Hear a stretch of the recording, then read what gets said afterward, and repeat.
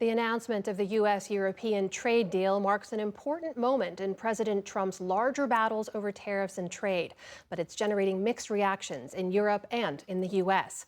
While the details of the agreement have not been released, some key pieces are known. EU exports to the United States will face a tariff rate of 15%, including on cars, car parts, pharmaceuticals, and semiconductors. But the U.S. will keep tariffs on EU steel and aluminum at 50%. Some products, including aircraft, certain chemicals, and semiconductors, will not have any tariffs. And the EU will invest $600 billion in the United States and buy $750 billion worth of oil, liquid natural gas, and nuclear fuels during President Trump's term. For more on the many questions around all of this, we turn to Jovita Nolipshina, the European Union's ambassador to the United States. Madam Ambassador, so good to have you here. Welcome back. Well, thank you for having me. So, most European products will now face this 15% tariff. That is lower than the 30% that President Trump was threatening at one point. But would you say this is a good deal for EU businesses? Well, first of all, I think that what is extremely important to have a deal is predictability, and that we know where we are going. And now we can focus our job, and like business can focus on the trade, on the investments, on the job creating thing. I would say that predictability and moving on strategic cooperation is the key element in this deal. So it takes the uncertainty out of the equation, right? But there are some who've looked at the contours, early contours, we should say, of the deal and described it as lopsided, unbalanced, asymmetrical in the United States' favor. Do you agree with that assessment? Well, there is a changing environment in trade overall globally, and it was always the policy of the President Trump. EU never was keen on having tariffs. We never used tariffs as our main policy tool in our toolkit. But I do believe that predictability, stability is very important for the business. Yes, it's a different reality from what was before. Mm-hmm. We will face, and our companies will face, around 70% of our trade will face tariffs. But we are still finalizing the details of the list where we have 0 for 0, so the tariffs which, will not be applied. And well, let's hope this 1.7 trillion of trade we are experiencing every year will remain here, because this actually creates 16 million jobs on both sides of the Atlantic. The 0 for 0 tariffs could be something that applies to specific industries. Is that what you're saying? Yes.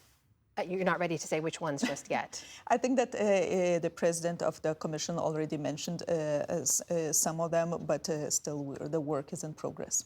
I'm sure you've seen some of the reaction already coming into the deal. I want to put to you what France's prime minister said online, writing, "It's a dark day when an alliance of free peoples united to uphold their values and defend their interests resigns itself to submission." The Hungarian prime minister said, quote, "It's obvious to me this is not an agreement. Donald Trump ate Ursula von der Leyen for breakfast," as the European Commission president. That is what happened. Your reaction to those reactions, and what's the bottom line here to avoid escalation? Look, every business I met personally here in the United States, on both, like the businesses, American businesses, but as well as European businesses who has a massive presence here. All the leaders in the European Council, the leaders were really for having a deal. So we have a deal, we have a predictability, we have a stability, and hopefully we know where we are heading.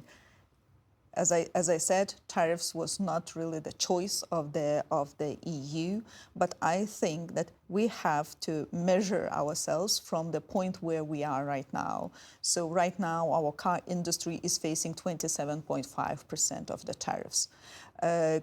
The steel and aluminum is at 50%. Mm-hmm.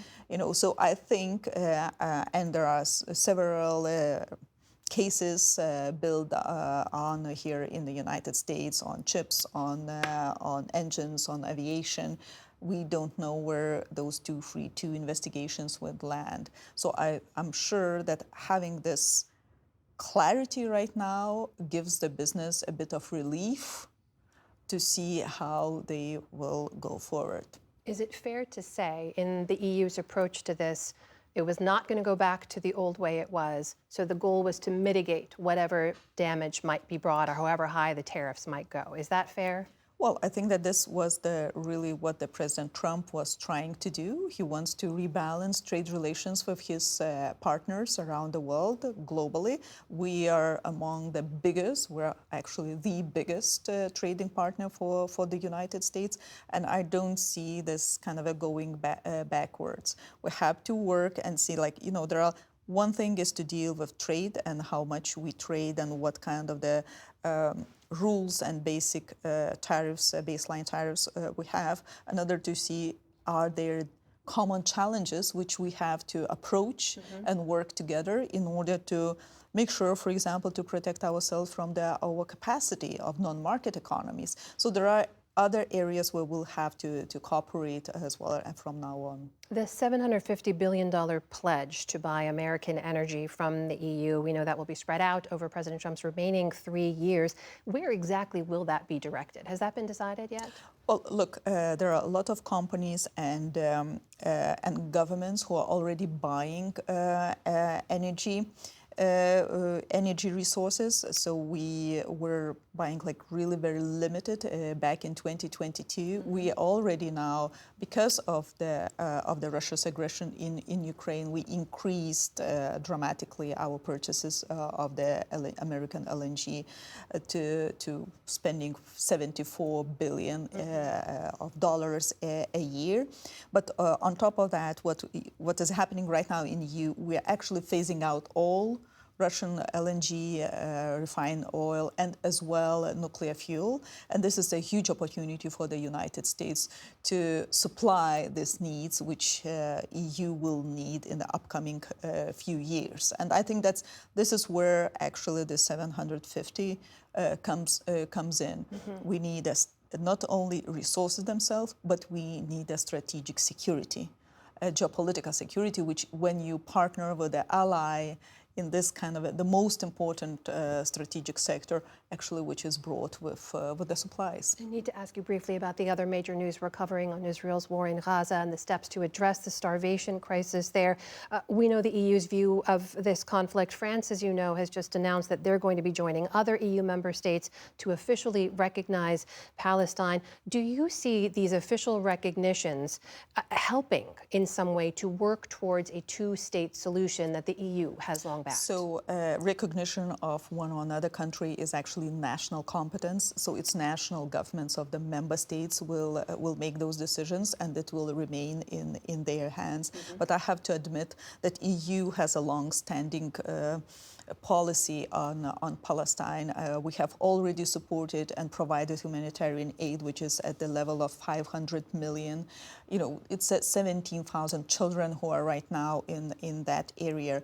We use the tools of humanitarian evacuation of their mostly injured people from there, and our principals are really in the close contacts with Israeli ministers as well to make sure that the humanitarian corridors are open and we can provide as much support as possible. Does recognizing Palestine get you closer to a two-state solution, though? Do you still believe that's possible? I think that whatever makes their people really help to solve the humanitarian crisis should remain on the agenda in the hands of the member states. That is EU's ambassador to the United States, Jovita Nurlipshina. Madam Ambassador, thank you for your time. Thank you.